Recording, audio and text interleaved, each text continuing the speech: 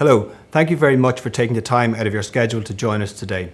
My name is Dillon and I'm a partner on the Funds and Asset Management team here at Dillon Eustace. If you have read our most recent quarterly funds legislative update, you will know that there have been many regulatory developments relating to investment funds.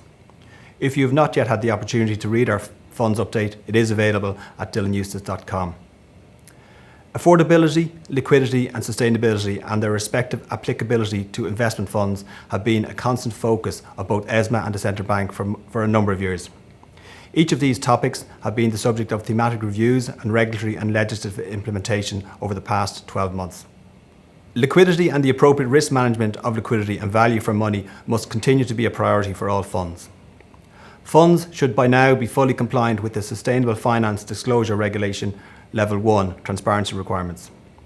The ambitious timeline set out in SFDR Level 2, the climate-related taxonomy product disclosures for amendments to the UCITS Directive and AIFMD, while challenging, should be on your radar now. Any of you who attended our webinar earlier this month will be aware of this. In recognition of the increasing reliance placed by many regulated firms on their outsourced service providers, CP 138 and the related draft guidance policy assesses and recognises the impact of this reliance. Once implemented, it is intended to assist regulated firms in developing their outsourcing risk management framework to effectively identify, monitor and manage their outsourcing risks. CP 140, published by the Central Bank recently, deals with the need for cross-industry assessment of the operational resilience of the industry. Both CP 138 and CP 140 will be the focus of our next webinars. However, today we want to consider two areas that the Central Bank have consistently referred to in their speeches and policy statements over the last number of years, most recently at the Irish Funds Annual Conference in May. Namely, the composition of fund boards and the impact that ever-increasing reliance on technology is having on our industry. The Central Bank rightly believed that a diverse range of expertise, skill and background are critical components of the regulatory oversight on the boards which they regulate and will help to shape appropriate culture.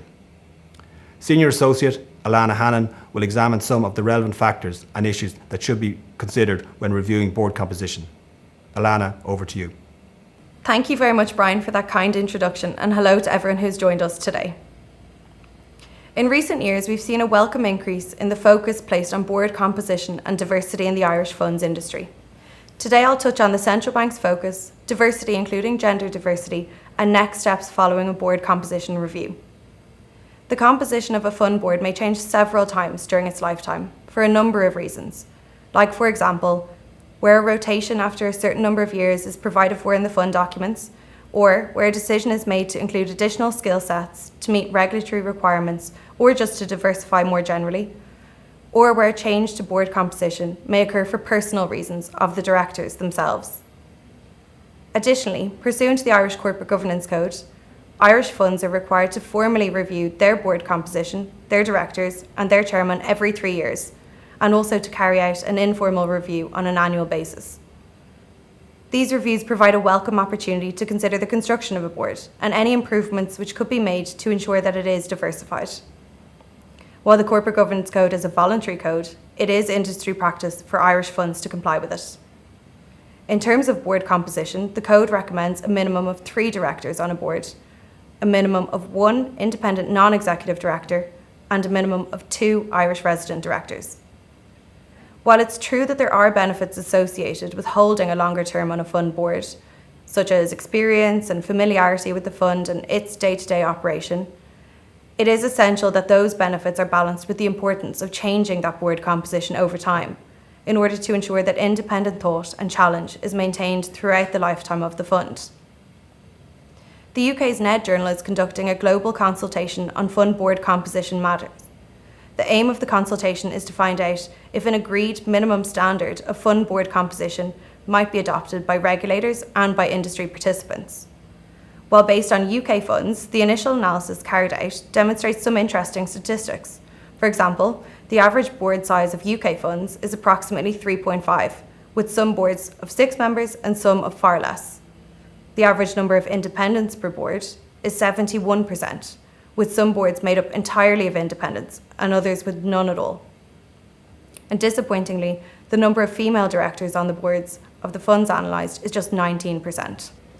In terms of the central bank's views, at the recent Irish Funds Conference, Derval Rowland noted that a strong culture and effective decision-making within firms requires diversity at senior management and at board level, and that as such diversity will continue to remain a focus for the central bank.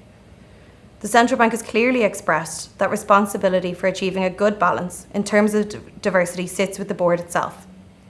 Diversity of directors speaks not only to gender, but also to age, background, and ethnic diversity, and also diversity in terms of skills, thinking, competencies, experiences, and careers. From a practical perspective, composing a board to include members with different backgrounds, experiences, and skill sets creates a more experienced and informed board overall, which will then have a broader perspective, and they'll be capable of considering and challenging the day-to-day operation of a fund in a more thorough manner. In March 2021, the Central Bank published its Demographic Analysis Report for 2020 with respect to diversity in applications received for PCF roles. While the focus of the report was on the lack of progress in improving gender diversity, the Central Bank are of the view that this is indicative of similar issues with other aspects of diversity and inclusion. Key findings from that report with respect to non-gender diversity demonstrate that, with respect to nationality, for example, the majority of applicants for PCF roles were Irish, with UK nationals holding the second largest portion of applications, which actually represents a slight decrease since 2019. With respect to age, over 2/3 of applicants for PCF roles were 35 to 54 years of age.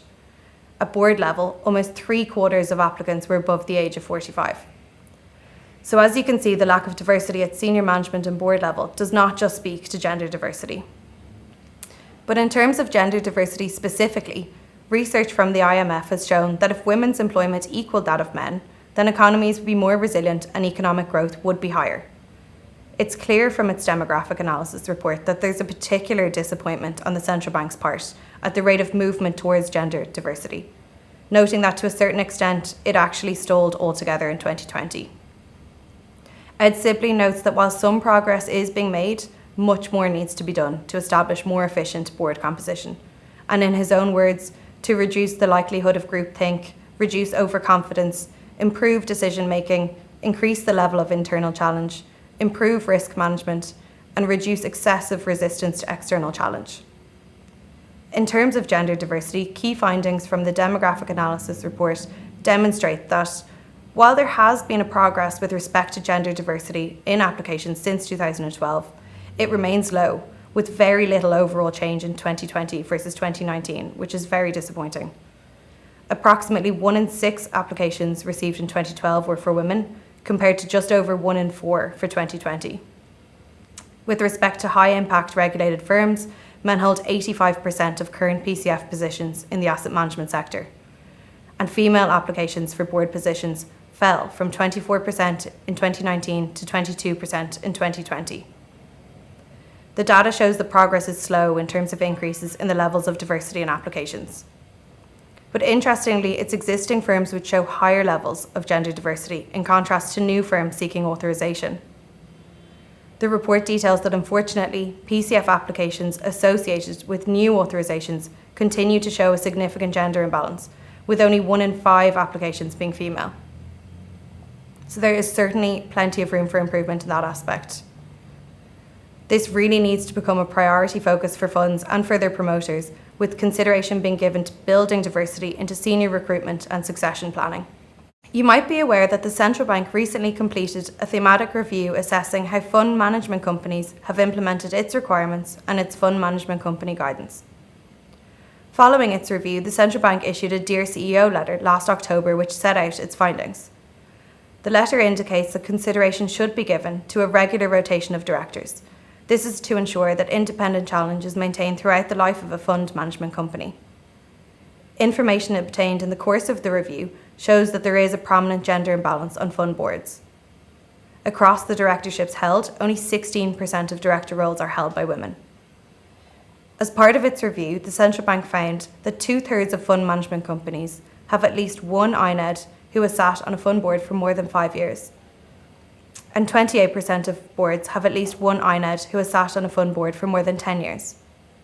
As such, the Central Bank has indicated that it may not be appropriate to remain on a board for a prolonged period of time, or to designate a director as an independent non-executive director, where they remain on a board for more than 10 years.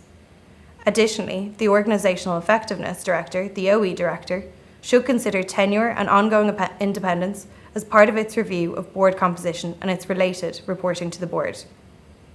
It's worth noting that the Central Bank have advised that this review should be made available to them upon request. The Dear CEO letter also provides that firms should continually evaluate their arrangements. This is to ensure they remain fit for purpose, and at a minimum, they should consider time commitment, skills, and expertise of available resources. The Central Bank has advised that it does plan to conduct a further industry-wide review in 2022. So to the extent that you would like to discuss your existing board composition arrangements in light of the Dear CEO letter, please feel free to contact me. We can help facilitate any necessary discussions with the Central Bank and assist in reviewing existing arrangements. So just in terms of next steps then, noting the publication of its demographic analysis report and its Dear CEO letter, it is expected that the Central Bank will undertake further thematic reviews and that firms will then be prompted to review their board composition. Following a review of its board composition, a board may decide to replace existing directors or to appoint additional ones. In doing so, boards should carefully consider the diversity of the existing board composition and seek to improve further on that when considering potential candidates, and ultimately when selecting the proposed new director. In terms of a high-level overview of the process, where an existing director decides to resign, they will need to formally signal their proposed resignation to the rest of the board. Their letter of resignation will need to identify the effective date of the resignation, outline the director's reasons for resigning, include certain standard confirmations to both the board and to the Central Bank, and once finalised, a submission will then need to be made to the Central Bank. Where it is decided to appoint a new director following a review of the board's composition, the existing board will need to carefully consider the proposed applicant before approving their appointment. In order to be approved as a director of the board, the proposed applicant will need to complete the Central Bank's individual questionnaire. They will also need to comply with the Central Bank's fitness and probity requirements and confirm that they do so. They will need to provide certain required due diligence documents, and they will need to allow the coordination of due diligence searches being carried out in their name and on their behalf. Finally, they will need to enter into a letter of appointment with the fund. A director resignation and subsequent director appointment should be documented properly in the board minutes or board resolutions, and appropriate filings should be made with the CRO or the Central Bank by the Corporate Secretary. Finally, where a director has formally resigned or a new director has been formally approved and appointed, any required updates to the director details as set out in the fund documents will need to be effected. On that note, I'm now going to hand you back over to Brian, but please feel free to contact me if you have any questions or if you would like to discuss a review of your existing fund board composition, or if you require assistance with the resignation of a director, if you require assistance with the consideration and subsequent appointment of a director, or if you would like assistance with succession planning generally. Thank you for your attention today. Alana, thank you for that insight into board composition. I'm sure it will provide food for thought for many listening today. While it may be that the chairman or organisational effectiveness director on a board is considered the person most responsible to review this, I think it is incumbent on all directors to ensure that the composition is balanced. This will inevitably lead to difficult discussions. As I mentioned earlier, technology and the advantages provided by it are of increasing importance for the funds with which we work. Undeniably, technology offers many advantages for the fund's day-to-day operations, but there are also increased risks due to technology. The Central Bank of Ireland's cross-industry guidance in respect of technology and cybersecurity is critical. As part of their operational resilience, funds and their service providers should ensure that their ICT are robust and are subject to protection, detection, response and recovery programmes in line with industry best practice, particularly where IT systems or technology resources are provided by a third party. Senior Associate Laura Goonan will talk us through a recent case study in respect of cyber attacks on funds here in Ireland and offer some practical guidelines. Laura, over to you. In recent times, we have seen significant increase in cyber attacks amongst our fund and asset management firm clients. In particular, we are seeing an increased incidence of fraudsters cloning genuine websites belonging to our clients for their own gain. Over the course of my presentation, I will give you an overview of the key concepts with regard to the Central Bank of Ireland's industry letter on cybersecurity and how it impacts funds and asset management firms. The focus of my presentation today is key findings from the Central Bank of Ireland's industry letter, the minimum expectations of the Central Bank on industry standards relating to cybersecurity, an overview on cybersecurity asset management risks, an action plan on the discovery of a cloned website, and I will highlight key takeaway points for you to consider. Now, more than ever, cybersecurity is front, right and centre of our minds, both at a national level and internationally. Recent domestic examples of cyber attacks include the ransomware attack on our health service executive and the malware attack on financial services firm Fexco's website, which led users to scan websites that could possibly infect their computers.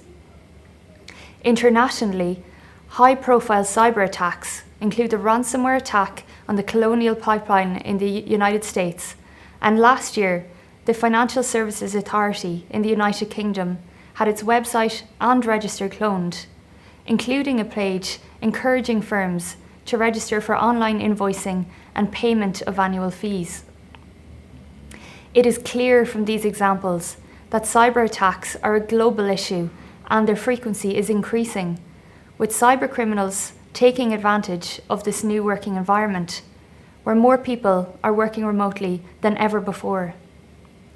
Typically, financial services organisations and their service providers have shifted from 15% of their workforce working remotely to now closer to 95%.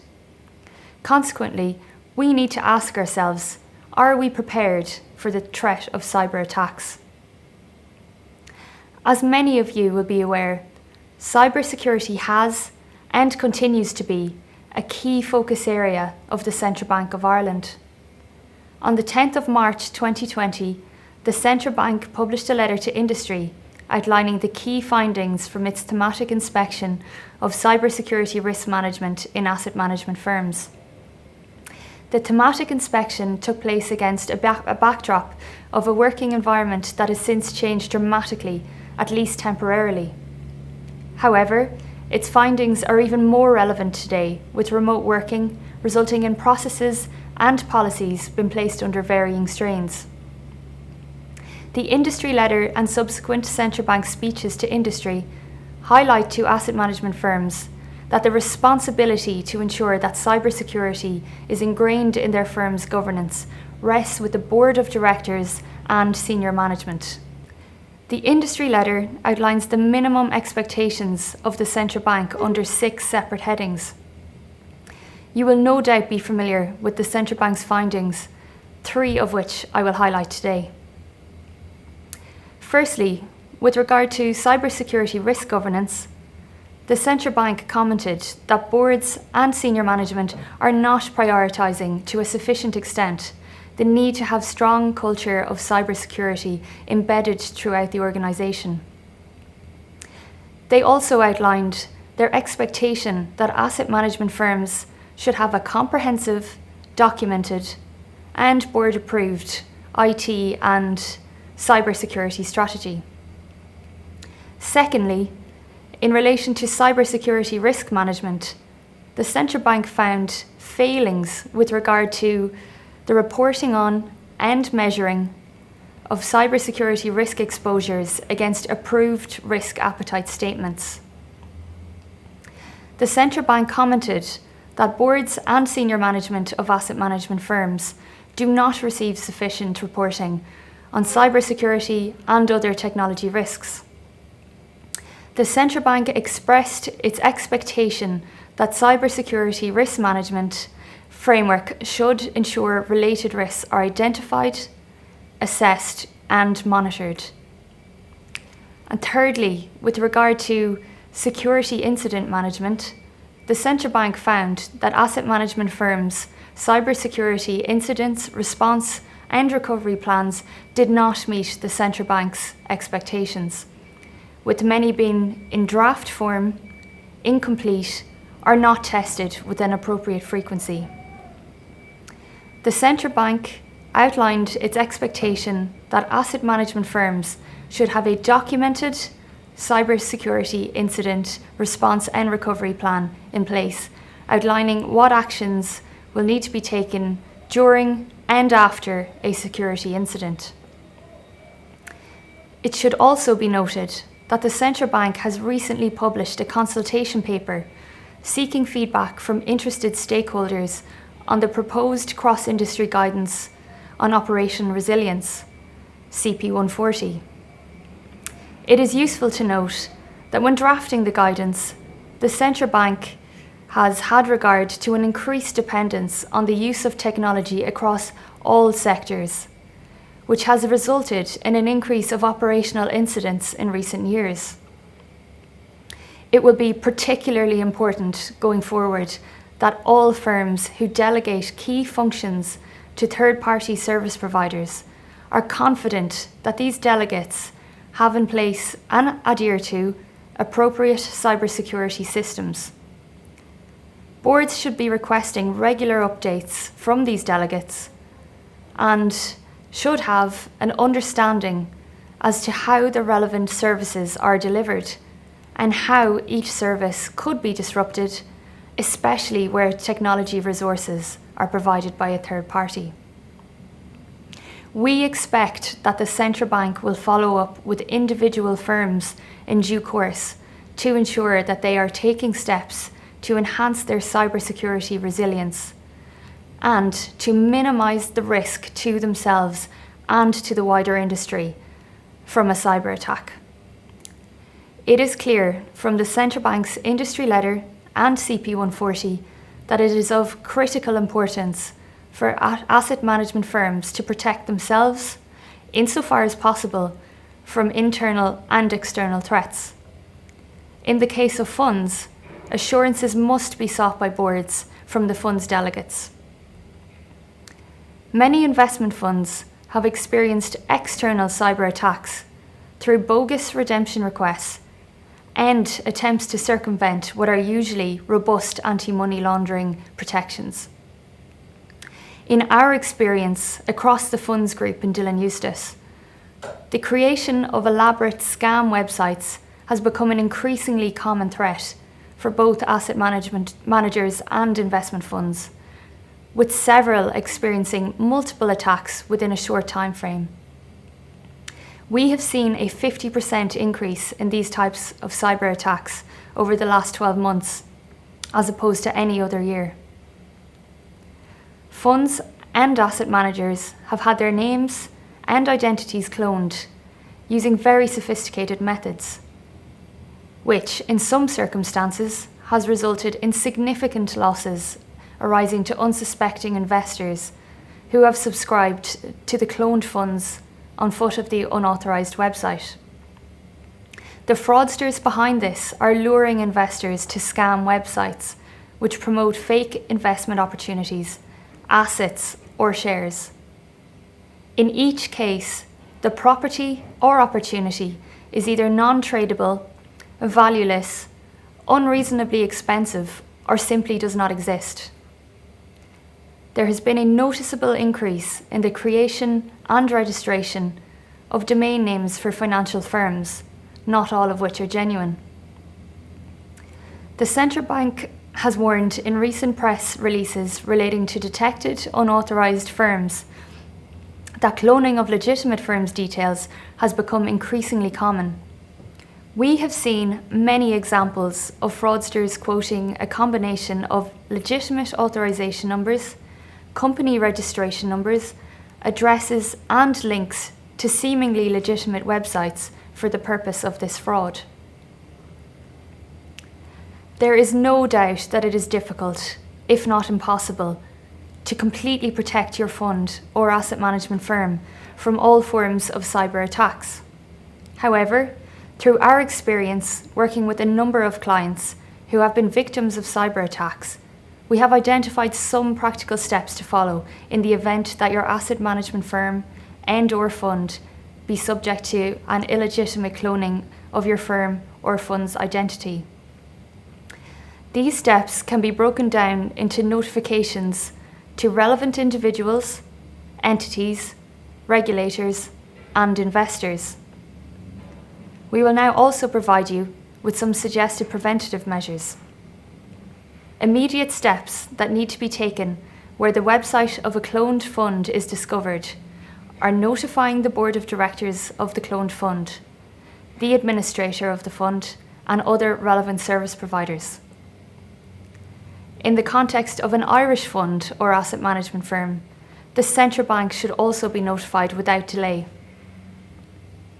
A notification should also be made to the Irish Garda National Economic Crime Bureau and, where relevant, the police force within the jurisdiction of any impacted investor. Once reported to local law enforcement, you should ensure that there is regular follow-up to monitor how investigations are progressing. We have previously seen our clients' websites cloned, including reference to the cloned firm being authorised by a regulatory authority in another jurisdiction. Consideration will need to be given to whether any regulatory authorities in other jurisdictions need to be notified. Where our clients' websites have been cloned, there have been instances where unsuspecting investors have subscribed for shares in a fund through the unauthorised website. It is therefore necessary to investigate whether or not any investors have been impacted as a result of the scam website. In the event that investor monies have been subscribed to the cloned fund and paid to the fraudsters through the illegitimate website, these investors should also be advised to separately report the matter to the relevant regulatory authority and police force, as well as notifying their banking institution. Investors in the relevant fund should be notified of the illegitimate website, and appropriate alerts should also be included on official relevant websites. The host domain of the unauthorised website should be contacted to shut down the fraudulent website, and the relevant internet search engine should be contacted to remove the fraudulent website from its search results. We know that some asset management firms have engaged with internal and external forensic teams to combat the cyber threats.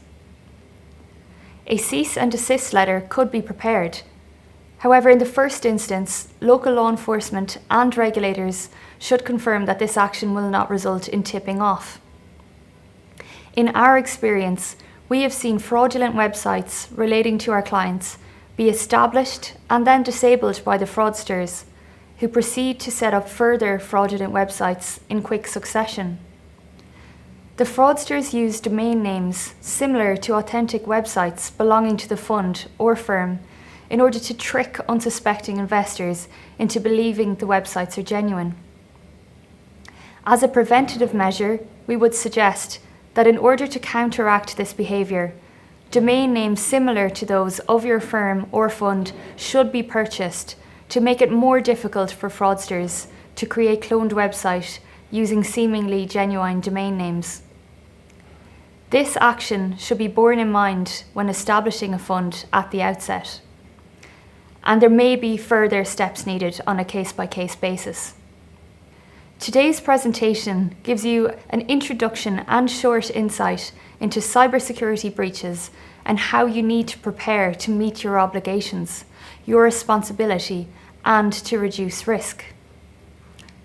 As this is a key topic for many of us, it is worthwhile to review key action points for asset managers and funds to ensure that they are informed, prepared, and can meet their obligations in the event of a cybersecurity breach. Firstly, you do need to familiarise yourself with the Central Bank of Ireland's minimum expectations and the kind of impact a cybersecurity breach can have on your asset management firm or fund. Secondly, prepare a cyber breach response plan, assigning responsibility within your organisation and educating internally the Cyber Breach Crisis Response Plan. This plan needs to cover internal teams, clients, and external stakeholders, as well as a crisis communication plan. Thirdly, we strongly encourage all asset management firms and funds to regularly monitor their online presence and check that your websites have not been cloned. And finally, if a cloned website is discovered, then please refer to your cyber incidents response and recovery plan. I thought it would be useful to conclude by reiterating minimum expected industry standards. In summary, asset management firms should have a board-approved IT and cybersecurity strategy, a comprehensive risk management framework that is assessed and monitored, a robust cybersecurity incidents response and recovery plan, and any delegated key functions need to be understood and regular updates from relevant delegates should be sought. We in Dillon Eustace have extensive experience in assisting asset management firms and funds who have been targets of cyber attacks. If you want to discuss and prepare to implement your cybersecurity incidents response plan, please reach out to me directly. This brings us to a close, and with that, I would like to thank you for your attention. For now, I will hand back over to Brian. Laura, thank you for that practical view, which highlights the importance of adequate response to cyber attacks.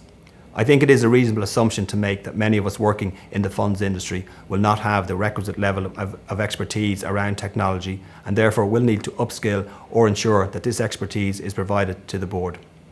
I'm delighted that Mr. Edward Bowe can join us today. Ed is a funds industry executive of over 20 years standing, a chief data officer, head of IT and operations, and also an independent director with demonstrated experience in building technology and operations functions and leading change in the funds sector. He also has a particular focus on risk management and securing the confidentiality, integrity and availability of information throughout the front to back process. Ed, the floor is yours.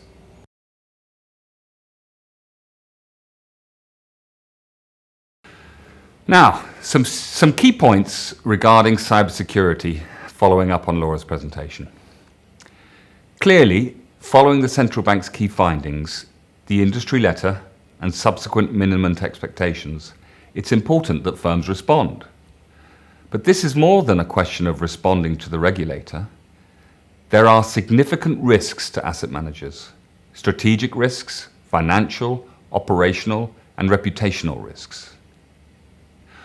Laura highlighted 3 central bank headings: cybersecurity risk governance, cybersecurity risk management, and cybersecurity incident management.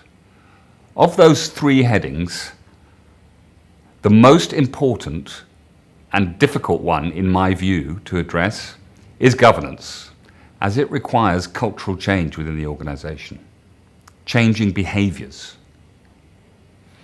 The 2 major fronts we're fighting on here are technical and the human behavioral battle, and culture is about human behavior. The human aspect involves more insidious ways to gain access.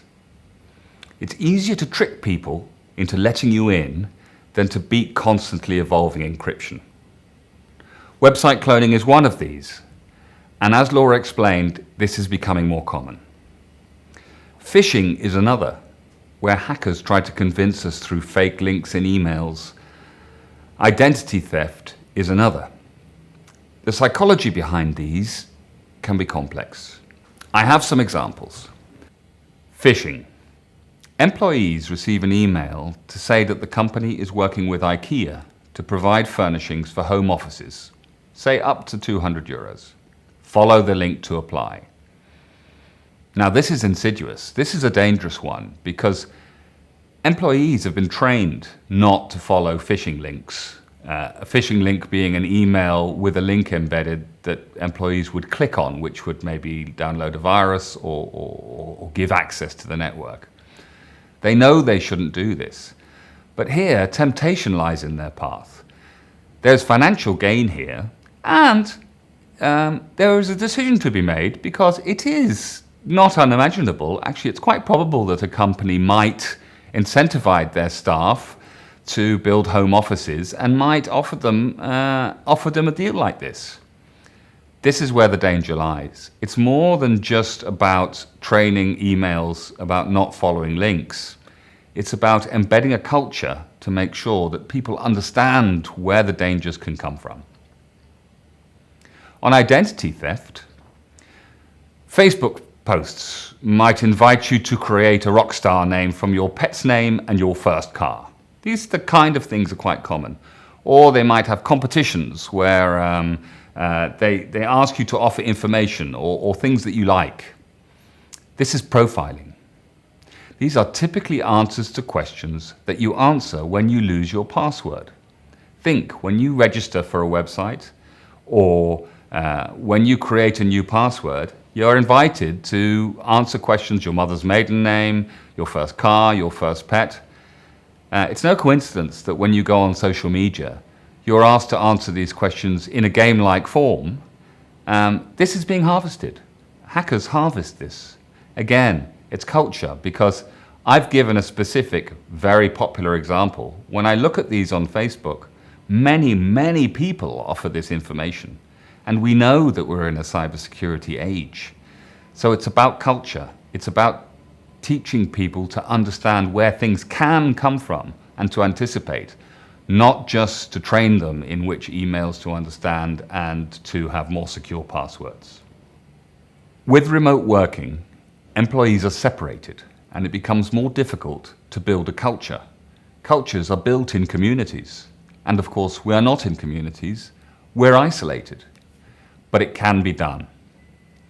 There are training techniques through interactive role play, training emails, corporal social media communities to solve this. Using social media triggers to counter the problem. Answer questions to win stars on dashboards, leaderboards, etc. In summary, we have to prepare on all fronts. Risk management and incident management to cover the technical and procedural aspects, and governance to embed the culture. And with that, I'll hand back to Brian. Thank you, Ed. That was very insightful, and I'm sure your expertise will be much sought after. In conclusion, I would like to thank each of our speakers, Alana, Laura, and Ed, for their insights today, and I would encourage you to contact them or any of your usual contacts here at Dillon Eustace should you wish to discuss further. In addition, please refer to our website for related articles and details of upcoming webinars which will focus on oversight of outsourcing and operational resilience. Thank you very much for joining us today. Take care.